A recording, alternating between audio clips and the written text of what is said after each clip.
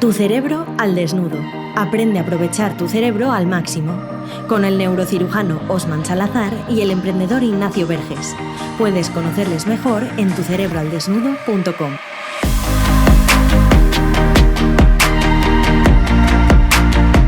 Le damos la bienvenida una semana más al podcast de Tu Cerebro al Desnudo. Aquí vamos a desnudar nuestros cerebros para potenciarlos al máximo, como siempre con la mejor neurociencia que nos trae nuestro querido neurocirujano Osman. ¿Qué tal estás, Osman? No me mientas, ¿eh?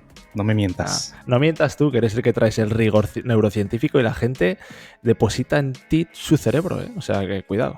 Toda su confianza. Vamos Vamos a hablar del cerebro y la mentira hoy. Eso Y veremos que esto es importante sobre todo porque nuestro cerebro es mentiroso por naturaleza. Y vamos a abordar a qué le llamamos mentira, qué parte del cerebro entra en juego cuando mentimos y que, como todos sabemos, hay gradación de la mentira. Y aquí vamos a empezar a desgranar y desarrollar estos conceptos. Vamos a empezar por el principio porque eso sí que siempre lo has dicho, ¿no? El cerebro es mentiroso por naturaleza. ¿Y por qué mentimos? ¿Qué es lo que lleva a nuestro cerebro a meter trolas? Porque es narrativo por naturaleza. Es decir, nuestro cerebro evolucionó para tener piezas de información, nunca las puede tener todas y tiene que llenar los huecos. Tiene que encontrar significado y tiene que rellenar ese patrón y darle una causa. Asumimos una causa y entonces desarrollamos una creencia. Le asignamos un significado y entonces le asignamos un propósito. Y luego le damos una valoración, si es positiva o negativa, un valor, para que nos predisponga a actuar de cierta manera, una actitud, para relacionarnos con el entorno, que es adaptación. Y estos cambios naturales durante mucho tiempo es lo que da la evolución. Y si todo esto lo hace en base a rellenar huecos que no están allí, sino que se los inventa para generar una historia coherente, la mentira empieza desde el momento en el que empezó a haber cerebro. Toda pieza de información que nuestro cerebro crea para darle una cohesión, una coherencia lógica a esa historia que está empezando a construir, es la base de la mentira. Vale, pero tal y como lo explicas tú ahí, yo entiendo que es una mentira casi un poco inconsciente. Es decir, tu cerebro va rellenando esos huecos, pero realmente no es que mientas a propósito, o puede ser que ni siquiera te estés dando cuenta de que te estás mintiendo a ti mismo o que estás mintiendo a la otra persona, porque es algo que tu cerebro hace automáticamente para rellenar esos huecos. Pero claro, ¿qué pasa? O sea, ¿qué diferencia hay entre esto y cuando ya mentimos a alguien siendo conscientes de que estamos mintiendo? Aquí entonces lo que estamos hablando es del concepto filosófico de la mentira, que es la manipulación deliberada de la información o ocultar una pieza de información con el objetivo específico de engañar a otra persona, sabiendo nosotros que lo que estamos diciendo no es verdad o no es completo. Eso es completamente diferente. Pero la base biológica y psicológica por la que llegamos allí es esta base inconsciente propia de la evolución. ¿Y por qué se desarrolló así? ¿Por qué mentimos? Mentimos porque la verdad es algo que seres emocionales, sociales y morales no están preparados para tolerar.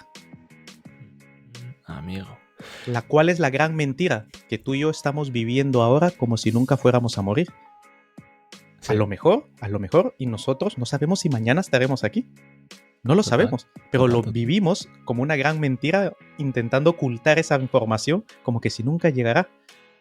A partir de allí empezamos a construir una serie de mentiras más que nos hagan más fácil la vida, porque nuestro cerebro emocional no quiere sufrir, nuestro cerebro emocional social no quiere ser rechazado y nuestro cerebro moral quiere integrarse en la sociedad a la que pertenece. La mentira es la base del contrato social. Vale, ¿y hay alguna diferencia entre la mentira y la manipulación cuando ya mientes a alguien para conseguir algo? Por ejemplo, una analogía pertinente es la adicción. Nuestro cerebro es adictivo por naturaleza, pero no toda tendencia adictiva llega y se traduce en un trastorno adictivo o en una enfermedad o en un abuso de alguna sustancia. ¿Dónde está la frontera y dónde está la diferencia? Cuando esta tendencia biológica a mentir se vuelve en una obsesión a nivel psicológico, en una compulsión a nivel neurológico, y mentimos de forma patológica. ¿Qué quiere decir de forma patológica? Que la cantidad de mentiras que creamos por unidad de tiempo para manipular a las otras personas nos hace perder la referencia de la realidad. Eso es importante. Esto es mentira patológica. O nos volvemos unas personas mentirosas porque no nos importa pasar por encima de los derechos de los demás. Esto sería más una persona psicópata. O consideramos que nosotros somos más importantes que los demás y mentimos sin piedad porque nos consideramos más importantes. En ese caso somos narcisistas. O nos gusta mucho el drama que genera las mentiras que contamos y entonces tenemos una personalidad histriónica, etcétera, etcétera. En el momento en el que se va de madre, vamos a decir Interesante así, esto. que se escapa el control, la tendencia biológica, psicológica y cognitiva natural a la mentira, y nos ponemos nosotros como el centro de referencia y no nos importan las personas con las que compartimos, en ese momento se convierte en un problema. No, es interesante porque, por ejemplo, el primer caso que has nombrado de la mentira compulsiva, cuando llega un momento en el que ya pierdes la referencia de lo que es verdad porque te acabas creyendo tus propias mentiras, realmente no eres consciente de que estás mintiendo porque has perdido la referencia, ¿no?, de la realidad. Entonces, ahí ya no, éticamente, digamos que no es, tus valores no te dicen que estés haciendo algo mal, sino que estás mintiendo casi como inconscientemente, ¿no? Exacto. Cuando se separa la frontera entre la realidad y la ficción, entre la verdad y la mentira, es que sucede esto, que es la mentira compulsiva. Sí. Pero el valor moral que más consideramos despreciable es aquella persona que sabe lo que está haciendo, Claro. que deliberadamente construye una pieza de información falsa para inducir en otra persona una creencia, un valor, un sentimiento, un pensamiento falso, porque la información que se le proporciona es falsa y no nos importa, y que lo estamos utilizando para nuestro beneficio propio. Eso es lo que la sociedad filosóficamente ha condenado siempre de la mentira. Sin embargo, se da, por supuesto que se da, y suele darse en contextos en donde hay mucho intercambio de recursos, sean económicos o de poder. Por eso se miente mucho más a nivel político y a nivel económico. Claro, cuantos más intereses hay, ¿no?, cruzados, al final el cerebro te puede jugar esa mala pasada de querer mentir. Y yo te quería preguntar aquí si, por ejemplo, estas personas, vamos a hablar de los políticos que son seguramente personas que mienten a diario y lo vemos cada día en la televisión. ¿Hay algo que les produzca placer en el cerebro cuando mienten? ¿O hay alguna causa que les haga mentir tan compulsivamente? No sé si incluso si es adictivo la mentira compulsiva. Por supuesto, por supuesto. Vamos a desideologizar la mentira. Vamos con los mentirosos profesionales por excelencia y que los admiramos todos. Los performers. Un mago, un mentiroso por excelencia. Uh-huh. Un actor, un mentiroso por excelencia. Una cantante o artista, una mentirosa por excelencia, etc. Estos son mentirosos profesionales y pagamos 100, 200, 300, 400 euros por irlos a ver a que nos cuenten una mentira y coreamos sus mentiras. Sí. Y las coreamos al ritmo de la música o repetimos las líneas que han dicho si es una serie o una película que nos gusta y grabamos su mentira a fuego y hasta extraemos una lección moral de la mentira que nos han dicho. Ahora bien, ¿cuál es la diferencia entre un performer, un actor, un cantante, un artista, un mago y un político? Es que su escenario en este caso es el mundo real. Las expectativas son reales y las consecuencias de sus mentiras son reales. Pero el chute de dopamina que le da contar una historia que lo creen masas, que masas coreen su nombre y sigan su mentira, es un poder demasiado fuerte para poderlo contener. De hecho, se necesita entrenarse en la capacidad de habilidades escénicas para poder participar a nivel público. Por ejemplo, nosotros tenemos que desarrollar nuestras habilidades de transmitir la información, que no deja de ser un tipo de mentira, para poder ser más efectivos en hacer nuestro trabajo. Y esto llevado al límite, pues ocasiona estas patologías, estas personalidades que mienten con una naturalidad increíble y que ni siquiera se les ve. Y que su mentira tiene consecuencias en el comportamiento, en la vida de millones de personas. Momento de dar una pausa a tu cerebro para aprender mejor.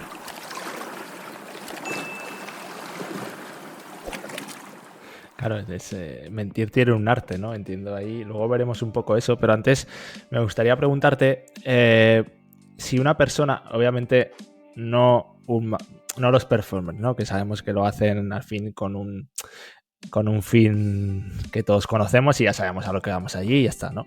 Pero un mentiroso compulsivo que, por ejemplo, esto puede ocasionarle problemas en sus relaciones porque es una persona que miente a sus seres queridos, etcétera, y puede tener esa adicción a mentir. Esto puede ser... Tengo dos preguntas aquí. Una, si puede ser hereditario o realmente es algo que se va construyendo en el cerebro con la biología o como sea. Y luego, si se puede curar, digamos. Esto es muy parecido a las adicciones. De hecho, están en el mismo orden de ideas. El mentir de forma compulsiva, de forma crónica, de forma enfermiza, en primer lugar hay una predisposición genética a ser muy histriónicos, a que la narrativa personal se aleje de la realidad. Vamos a decirlo en términos muy burdos, si hay una predisposición genética que se nos vaya más la olla en cuanto a cómo nos percibimos a nosotros mismos. Hay personas que están más aterrizadas, se les ve, que normalmente son personas más, literalmente, más con los pies sobre la tierra, y hay personas que tienen cierta tendencia a elevarse. Este es el primer riesgo.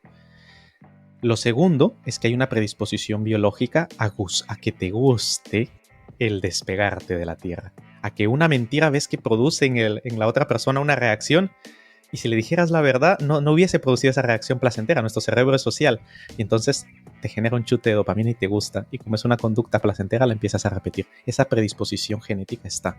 Ahora bien, decir de que somos mentirosos por biológicamente, como mi padre es un mentiroso, yo también lo voy a hacer, no es tan así. Pero normalmente, ¿qué suele pasar? Que en las familias se combina esta predisposición genética con el ambiente. Claro. Y si ambos padres utilizan la mentira sistemáticamente para resolver los conflictos o para afrontar los problemas, pues tengo una predisposición biológica y tengo una biografía que me muestra que esta es la principal herramienta para afrontar la realidad, entonces me convertiré inconscientemente en un mentiroso compulsivo. Y de la misma forma que te has convertido, pues... Si eres consciente de que eso te está ocasionando problemas en tu vida porque no consigues tener relaciones, porque la gente no se fía de ti, etcétera, y quieres cambiarlo, puedes cambiarlo. Por supuesto, pero requiere un esfuerzo importante, sobre todo porque en este tipo de tendencia patológica a mentir, las personas han logrado integrar en su narrativa personal como parte de su realidad una cantidad enorme de mentiras. Es decir, la frontera entre la verdad y la ficción se ha perdido. Y esto es lo más difícil. Y luego se hace con una facilidad enorme, que es estar muy atento al momento en el que se empieza a producir esa mentira y pararle y recordarse a sí mismo y decir, no, es que estoy mintiendo. Ya. Porque luego llega el momento en que la repites tanto esa mentira, en el que ya forma parte realmente de ti. Porque te la escuchas, se guarda en tu hipocampo y se convierte, como ya sabemos que se edita la memoria y la reconstruimos cada vez que recordamos algo. Entonces, lo que sucede realmente es que estamos reconstruyendo toda nuestra vida en base a una serie de mentiras y estamos perdiendo la capacidad de poder encontrar la diferencia. Se puede, por supuesto, pero no será nada fácil. Ya. Sí, o sea que es mejor no caer en la trampa de ir aumentando. Otra cosa muy interesante es que hablábamos antes del arte de mentir. Claro, para saber, un mago, etcétera, para saber hacerlo bien, tiene que practicar mucho ese arte, pero ya a nivel menos profesional hay una cosa que se ha popularizado mucho, que es el famoso polígrafo, que digamos que detecta por impulsos nerviosos o no sé cómo, tú nos explicarás, si una persona está mintiendo. Entonces, ese arte de mentir puede hacer que haya personas que cueste más pillarles si están mintiendo con un polígrafo que a otras, o realmente el polígrafo sí que determina que pasa algo en tu cerebro cuando mientes que se detecta. No, el polígrafo lo que detecta es las manifestaciones fisiológicas de tu cuerpo, no de tu cerebro, de tu cuerpo, Vale. cuando hay una incongruencia entre lo que estás diciendo y lo que sabes que es verdad. Repito, Vale. Sí, las sí, sí, sí. manifestaciones de tu cuerpo de la incongruencia, con lo cual hay dos formas para poder burlar el polígrafo. La primera es creerte la mentira como que sí es verdad, es lo más fácil. Si estás convencido de que esa es la verdad, pues ya Claro. está. Esa es la principal forma que se hace para entrenar a las personas para que puedan pasar el test del polígrafo. Y la otra es ir haciendo una práctica de meditación mentirosa en entrenarte a calmar las respuestas de tu cuerpo, a disminuir tu frecuencia cardíaca, a disminuir tu tensión muscular y a mentir con naturalidad, con tranquilidad. A tal punto de que seas creíble y que no se note la mentira que estás diciendo. Como que el sol es verde, por ejemplo. Ya. Sí, sí, sí, sí. Y luego interesante también porque estamos hablando todo el rato de la mentira desde el punto de vista del mentiroso, del que miente, pero es interesante también verlo desde el punto de vista del que es engañado. Entonces, ¿cómo es el proceso en el que el cerebro no detecta una mentira y se lo cree y es engañado, o sí que la detecta? Nuestro cerebro viene preparado para creer lo que quiere creer, para ver lo que quiere ver. Volvemos, por eso dejé el sustrato, que esa evolución biológica y esa tendencia natural a rellenar los huecos. Yo quiero creer que me estás diciendo la verdad. Yo realmente quiero creer de que la promesa que me estás diciendo, que vamos a compartir toda la vida juntos, es verdad. Yo realmente quiero pensar que este político me está diciendo que va a hacer lo que dice que va a hacer. Lo quiero creer. El cerebro tiene una necesidad biológica de creer. De hecho, ese es el sustrato biológico para las religiones y para la creencia en un ser superior, porque biológicamente venimos predeterminados para creer en algo superior a nosotros y venimos predeterminados para rellenar los huecos y creer, queremos creer. ¿Por qué existen las estafas? Porque queremos creer que realmente que el Bitcoin nos va a beneficiar a todos. Queremos creer que el mercado de valores realmente me va a hacer ganar a mí más dinero. Realmente quiero creer que esa oferta que es completamente irracional y que es un precio demasiado bueno para ser verdad, quiero creer que yo soy más inteligente que el resto y que yo tengo una característica especial que me separa de los demás.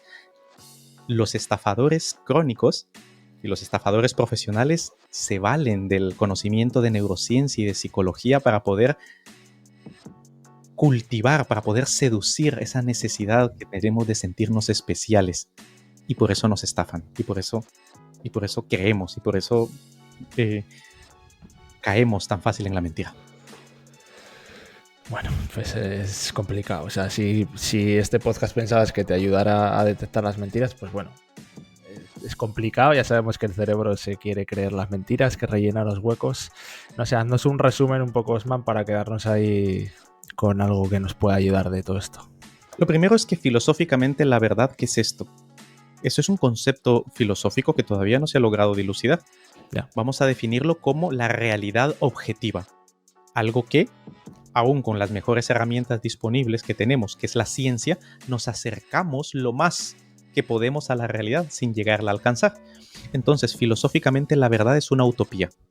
Es algo que es una idea, es un concepto, pero que no existe en la realidad, porque ¿qué es la verdad? Que es algo que sea absolutamente cierto sin ningún tipo de duda.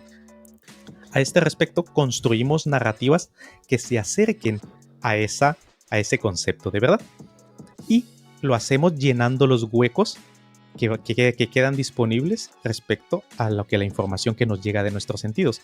Vemos algo, escuchamos algo y nuestro cerebro se encarga de ver el resto. Por ejemplo, si por la noche tú escuchas un ruido, lo primero que te salta es que alguien está entrando en tu casa. Luego te tranquilizas y dices, algo lo has dejado mal puesto y se ha caído. Pero tu cerebro ha creado una narrativa que sea lo suficientemente eficiente para salvarte la vida. Porque que se ha caído la caja, no te mueres. Pero si alguien está entrando en tu casa, sí. Tenemos la predisposición a llenar los huecos, sobre todo en aquello que nos pueda hacer daño. Pero a su vez, también está preparado y ha evolucionado para creer que las historias que me estoy contando son reales y creerme especial, porque la única referencia que tengo para compartir con el mundo es mi propio cerebro. Claro. Entonces, la mentira es esa necesidad biológica de emocionalmente sentirme bien, de socialmente ser aceptado, de moralmente integrarme en el medio que me rodea y cognitivamente pensar y construir una narrativa congruente. Esto se basa en la creencia fundamental de que soy especial, que es la gran mentira. Bueno, pues ahí queda eso. Imagínate que todo lo que te hemos contado aquí, que te ha contado Osman, es mentira, ¿sabes? Pero no, en este caso es verdad.